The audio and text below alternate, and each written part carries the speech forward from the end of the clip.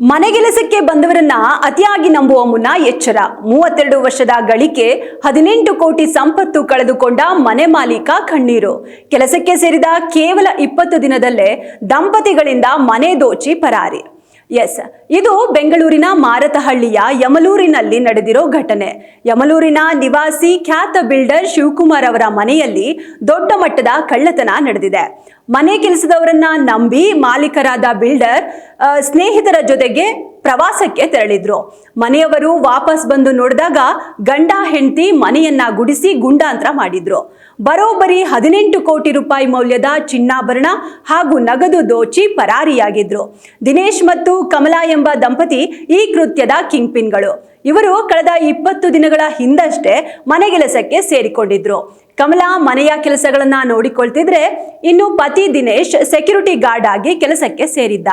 ಪಕ್ಕಾ ಪ್ಲಾನ್ ಮಾಡಿ ನಡೆಸಿದ ಕೃತ್ಯ ಇದಾಗಿತ್ತು. ಶಿವಕುಮಾರ್ ಅವರ ಮನೆಯಲ್ಲಿ ಕಳೆದ 9 ತಿಂಗಳಿನಿಂದ ವಿಕಾಸ್ ಮತ್ತು ಮಾಯಾ ಎಂಬ ದಂಪತಿ ಕೆಲಸಕ್ಕಿದ್ರು. ಅವರು ಕೆಲಸ ಬಿಟ್ಟು ಹೋಗುವಾಗ ತಮ್ಮ ಬದಲಿಗೆ ದಿನೇಶ್ ಮತ್ತು ಕಮಲಾ ದಂಪತಿಯನ್ನ ಕೆಲಸಕ್ಕೆ ಸೇರಿಸಿದ್ರು. ಈ 20 ದಿನಗಳಲ್ಲಿ ದಂಪತಿ ಮನೆಯವರ ನಂಬಿಕೆಯನ್ನ ಸಂಪೂರ್ಣವಾಗಿ ಗಳಿಸಿದ್ರು. ಜನವರಿ 25ರಂದು ಬಿಲ್ಡರ್ ಶಿವಕುಮಾರ್ ಅವರ ಸ್ನೇಹಿತರ ಜೊತೆಗೆ ಪ್ರವಾಸಕ್ಕೆ ತೆರಳಿದ್ರು. ಅದೇ ಸಮಯದಲ್ಲಿ ಅವರ ಪತ್ನಿ ಪುತ್ರ ಮತ್ತು ಸೊಸೆ ಸಂಬಂಧಿಕರ ಮನೆಗೆ ಹೋಗಿದ್ರು. ಮನೆಯಲ್ಲಿ ಇದ್ದಿದ್ದು ಒಬ್ಬಾಕೆ ಕೆಲಸದವಳು ಮಾತ್ರ.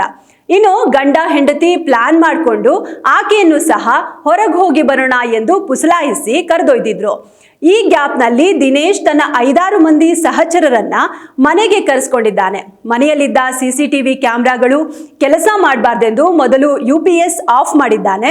ಬಳಿಕ ನೆಲಮಹಡಿ ಮತ್ತು ಮೊದಲ ಮಹಡಿಯ ಬೆಡ್ರೂಮ್ನಲ್ಲಿದ್ದ ಲಾಕರ್ಗಳನ್ನ ಒಡೆದು ಎಲ್ಲ ಚಿನ್ನಾಭರಣಗಳೊಂದಿಗೆ ಎಸ್ಕೇಪ್ ಆಗಿದ್ದಾರೆ. ಮನೆಯವರು ವಾಪಸ್ ಬಂದು ನೋಡಿದಾಗ ಕಳ್ಳತನವಾಗಿರೋದು ಬೆಳಕಿಗೆ ಬಂದಿದೆ. ಸದ್ಯ ಮಾರತಹಳ್ಳಿ ಪೊಲೀಸರು ಸ್ಥಳಕ್ಕೆ ಭೇಟಿ ನೀಡಿ ಪರಿಶೀಲನೆ ನಡೆಸಿದ್ದು ಪ್ರಕರಣ ದಾಖಲಿಸಿಕೊಂಡಿದ್ದಾರೆ. ಪರಾರಿಯಾಗಿರುವ ನೇಪಾಳಿ ಮೂಲದ ದಂಪತಿ ಮತ್ತು ಅವರ ಗ್ಯಾಂಗ್ ಆಗಿ ಪೊಲೀಸರು ತೀವ್ರ ಹುಡುಕಾಟ ನಡೆಸಿದ್ದಾರೆ. ಆರೋಪಿಗಳು ಮನೆಯ ಲಾಕರ್ ಒಡೆದು ಬೆಲೆಬಾಳುವ ವಸ್ತುಗಳನ್ನ ಹೊತ್ತೊಯ್ದಿದ್ದಾರೆ.